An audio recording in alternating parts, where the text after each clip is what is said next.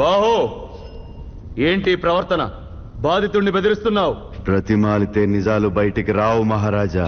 నీ హద్దులు అతిక్రమిస్తున్నావు బాహుబలి. నిండు గర్భిణిని సంకెళ్లతో నిలబెట్టి ఈ సభ ఎప్పుడో హద్దులు అతిక్రమించిందమ్మా. నిండు గర్భిణి అయినా పండు ముసలైనా నువ్వైనా నేనైనా విచారించే పద్ధతి ఒక్కటే. అసలేం జరిగిందో తెలుసా నీకు? ఏం జరిగింది దేవసేన?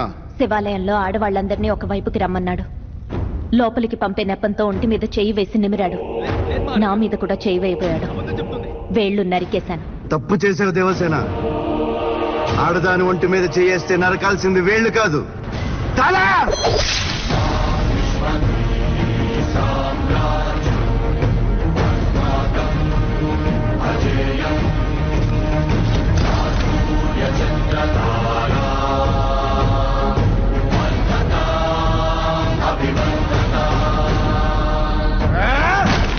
బాహుబలి, ఎంత ధైర్యం ఉంటే నా సభని అవమానిస్తావు? తప్పు చేశాడు కాబట్టి సేతుపతి తడబడ్డాడు.